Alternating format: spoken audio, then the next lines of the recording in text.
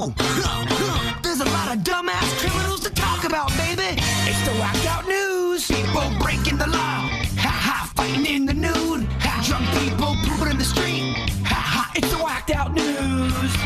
So many people on meth. Ow! All right, here we go. First whacked out news in the brand new studio, Virginia. I'm so proud of us. I know, huh? This is big. Yeah, this is big stuff. So we're messing around with a lot of different stuff. Denny's has put the blinds down now, so we're kind of adjusting that. But KVJ TV is a massive difference in the look. What do you guys think? Does Kevin look better now that the blinds are down? I know a lot of you were complaining that he was too dark. Yes, exactly, yeah. Which he's never heard in his life. Yeah, now I think I'm a bit shiny. We got a lot of stuff we got to work through. Do we get a makeup person for Kevin with the new studio? There's a whole new world for us, Virginia. We got to reconfigure a lot of things. I like it. Yeah, a lot of weird stuff is going on here. First story I got for you is this weird theft that happened in Wilton Manors. A shirtless Florida man jacked a 3-foot-tall fiberglass rainbow manatee statue just before 1 a.m. on June 3rd from the Justin Flippin Park. And the crazy thing, he was riding a skateboard when he did it. That's kind of nuts, isn't it? He's going to be on Ring doorbell cameras, right? I mean, they do, yeah. They've got him on some surveillance stuff, but it's far away, and it's because keep in mind too, it's 1 o'clock in the morning. Oh, 1 so a.m. it's dark, and he's shirtless, and you don't really get a great view of him. But I mean, just skateboarding away with a 3-foot-tall statue, that thing can't be light either. I was like, how do you even, I can't ride a skateboard, period. That time of day, too, chances are he was drunk. Yeah. And so he's balancing, holding the manatee statue, and skateboarding. Yeah, that's pretty nuts. That's pretty nuts. So they say the statue is valued at $5,500. Oh, dang. And this isn't the first time they've had issues there at that park. In 2023, a guy got arrested after he purposely drove into a 14-foot-tall bluegrass mosaic sculpture of a bunny titled Thunder Bunny. That was worth nearly $300,000. He broke Thunder Bunny on purpose? I think I remember that when that happened a couple years ago. After his arrest, the same man admitted to also vandalizing a $15,000 sculpture of a popsicle by another artist in nearby Rachel Richardson Park just a few days later. They need to check and see if this guy has an alibi for the manatee. Yeah. Is he the one? Everybody is messing up that park in Wilton Manors. That's crazy.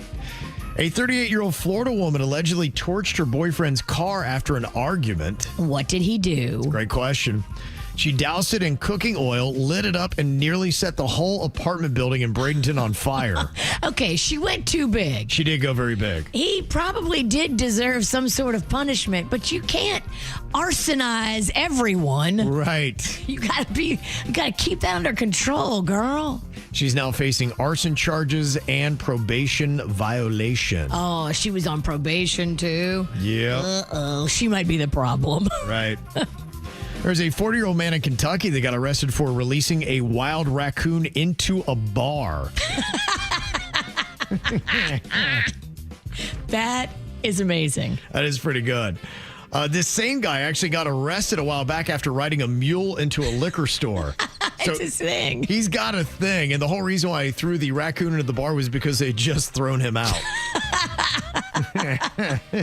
Now, did he come to the bar with the raccoon in his car and then use it as a weapon, or was it just a weapon of convenience? It's a fantastic question. I mean, does he just have all these animals already waiting there handy? Or when he walked out of the bar and he was being tossed, did he see the raccoon in the bushes and be like, aha?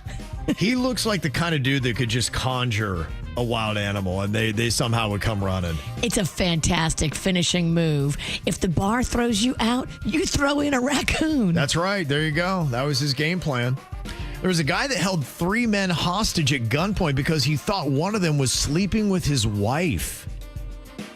The cops showed up to find out what was going on, and through the whole process, they patted him down, and that's when they found some cocaine. Okay. It may have impaired his judgment. It may be, but, he was very dismissive about it. He told the cops, he said, "Oh, that's just my cocaine. You can just throw that out." I'm sure they did. Yeah.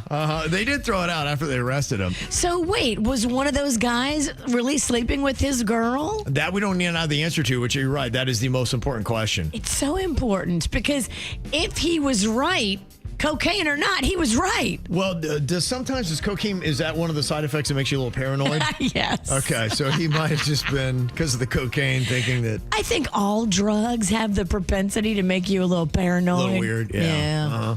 They say the Denver Police Department said one of its officers had a close call this past Sunday after a suspect crashed a vehicle, then tried to flee the scene with the officer inside. Oh, no. That's crazy.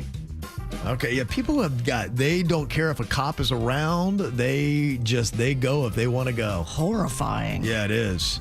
And I know we talked about this last week, that Michelin-starred chef, Jacob Bickelhaupt. Yes, he's the co-founder of Conroe in West Palm Beach. He's from Chicago, where he also had a Michelin-starred restaurant. Yeah. And he was that documentary, 42 Grams. Yeah. He was that whole documentary. It was a fascinating look into gaining a Michelin star. Right, and then 3 years ago, he moved to South Florida because of that. I guess he just, was like, okay, I got to start fresh.